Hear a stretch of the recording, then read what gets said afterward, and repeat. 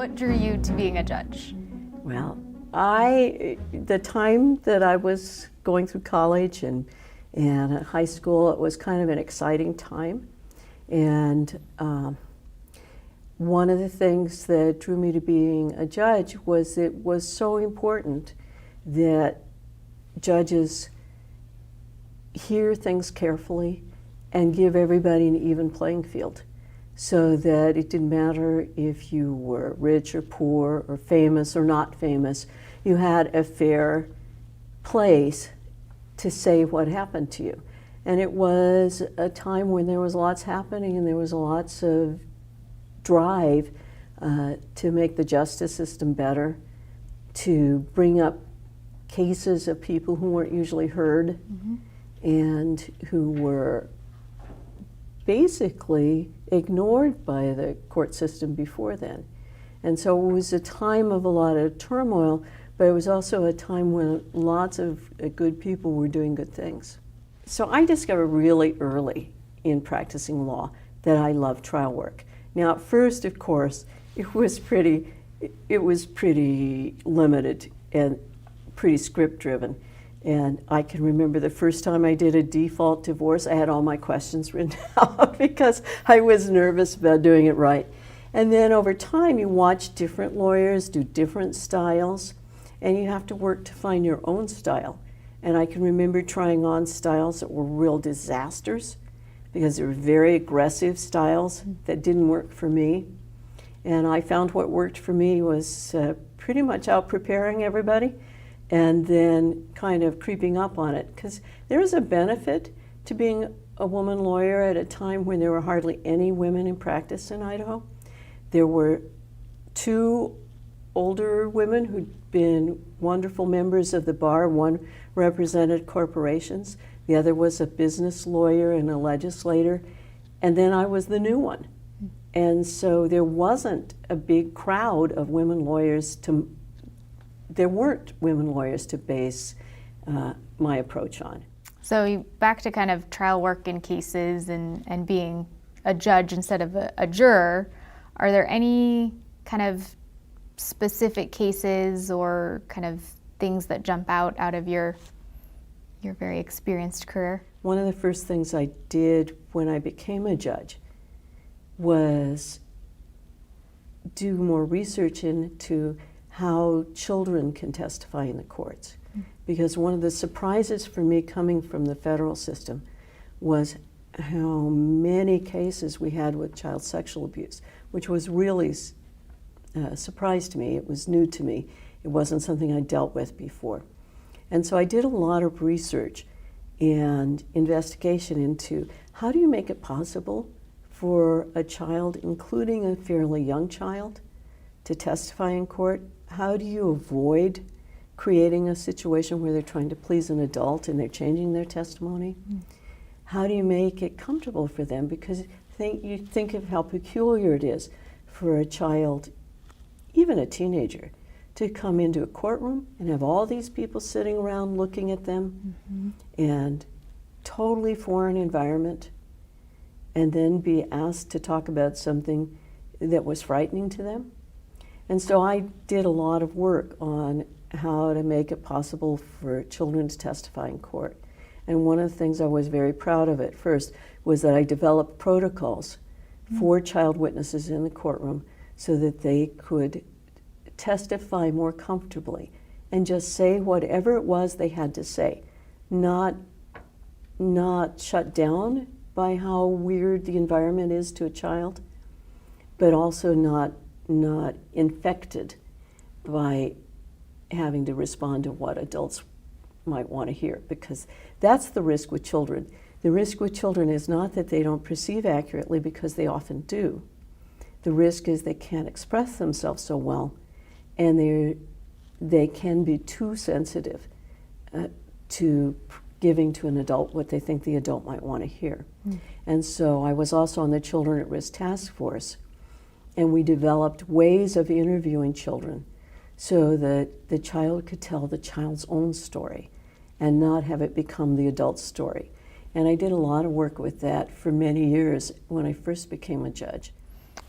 Okay, well, I have a unique perspective on this next question, but what was it like to be a judge and a mom and a single parent? I've seen one side as your daughter, but... Well, adopting you was the best decision I ever made. So no question about that. But it sure did. It did add extra challenges. And one of the things, since you came when I was about 10 years into being a judge, I at least was pretty familiar with judging first. Not quite 10 years. It wasn't quite that, but it was close.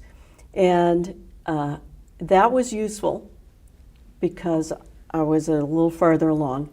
But it was a trick and I had lots of nightmares about finding you childcare before you came, decent childcare, because you would see ads and they would say, we have a television, and you're like, well, who doesn't have a television? And you'd think, so does that mean they're just going to plop all the little kids in front of the TV and turn it on, and that's the daycare?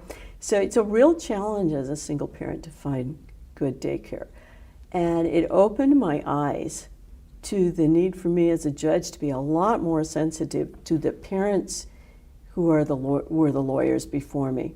And so we got pretty family friendly just because I started having my eyes open to what it meant to be the person who has to pick up the kid from daycare or get the extra charge because you're too late.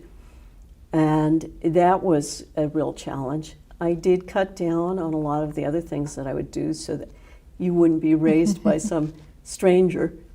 And you spent a lot of Friday evenings down at the courthouse. And there were times when I'd bundle you up when you were asleep and come back to the courthouse with you in your blankie and put you down carefully while I went a few feet away into the courtroom to take a jury verdict. And that's, of course, why you spent so many Friday evenings with bailiffs and court reporters. And you learned to play the meanest game of blackjack in the world from all those bailiffs. I did get pretty good. So what are some entertaining or memorable cases or stories, considering you've had cases but also have done a lot of weddings? And then the one you've always liked, which is the honest car thief. Mm-hmm. Well, I think it was a truck he stole. And so I was taking his guilty plea. And he was kind of an honest thief in the sense that he would not murder you in your sleep. But if you left something and you weren't watching, he would help himself to it.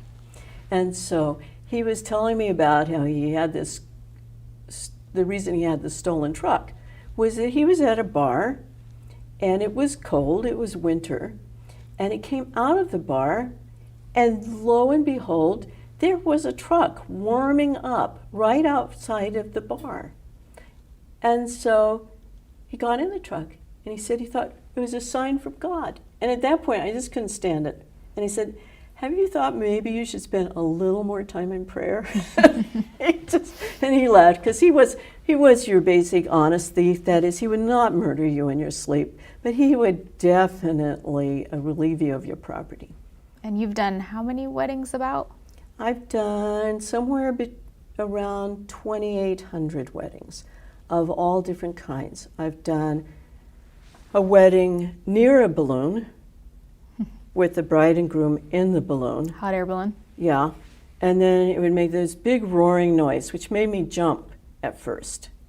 And then I paced it around the blowers. So we are gathered here together, and I go, and then and I just paced the whole wedding. And then another time I did it actually inside the balloon part of a balloon with huge blowers going. I didn't think anybody heard that wedding. And then I've done ones for people riding up on their horses. That was kind of fun. And then one where they rode a little carriage in. That was pretty cool, a little trap. And then lots of different weddings. Okay. Well, you do mention retirement, so any other fun plans that you're going to do in retirement? Well, learn some. I'm going to work on my languages that I already have, and maybe try to get my Italian a little farther along than it was. And then I'm going to be a special ops judge, because I do not like the terminology, senior judge. part of why I've put off retirement. It's such a lousy name. But I decided what we really are is highly trained professionals who will drop in for targeted matters and then leave. And as my military friends put it, leaving a mess. But I don't think I'll leave a mess. I'm going to try not. So I'm looking forward to being a special operations judge and helping out.